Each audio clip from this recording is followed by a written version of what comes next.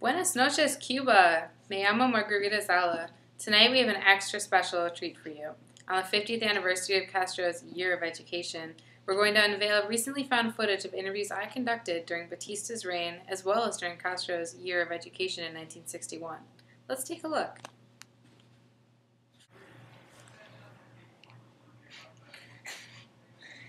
Nota: our first guest, Maria, reflects the wealthier portion of Cuba's population. Hola, Maria Garcia Lopez.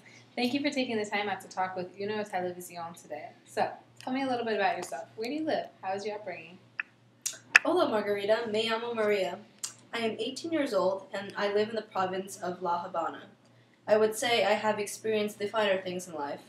I enjoy going to the beach resort with my friends on weekends, horseback riding, reading, and watching movies. Wow, what fun activities. I must say, though, most kids your age can't afford to participate in kind of activities like that. Yes, I know. I have been afforded many comforts kids my age may have not been afforded.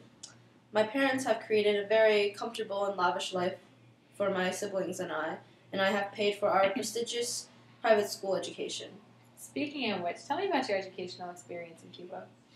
Well, because I live in a developed province, I have always been afforded a great education. My teachers and fellow peers help create a very stimulating learning environment. Wow, that sounds really amazing. So, do you think that the Cuban educational system needs any reform at all? No, I don't believe so, at least not for me. My education has been so great that I don't see a need to improve it. My fellow classmates and I are fully ready to pursue a degree at university. Okay, thank you for giving us your perspective on your education. This is Margarita Zala reporting for Uno Televisión. What you just saw was an interview with a more wealthy student of 1959. The following clip is an interview with another student, also in 1959, but who was of a less fortunate background.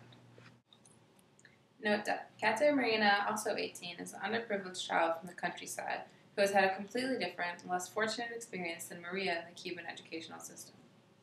Hola, Cate. Could you tell us a little bit about your average day in school? School is very difficult. The school is very far away. I walk far every day, an hour, sometimes more, barefoot, to the schoolhouse. It's not fun. Teachers are bad. They don't care about our education. I still cannot read very well, and most of my friends can neither write or read. Wow, that must be very difficult for you.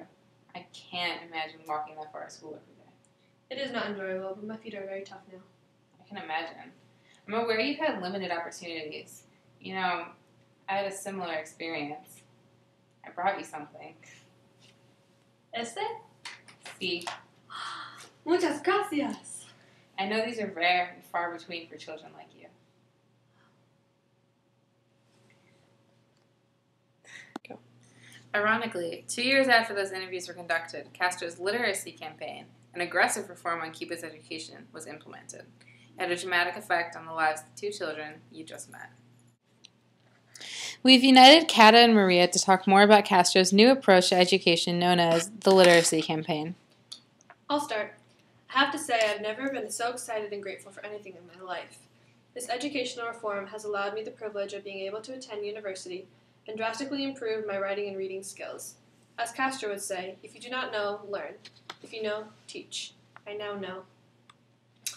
Although I was very saddened to see some of my favorite teachers transfer to teach in the countryside, I now understand the importance of equal education. I hope my peers in the poorer parts of Cuba can continue to receive a quality education.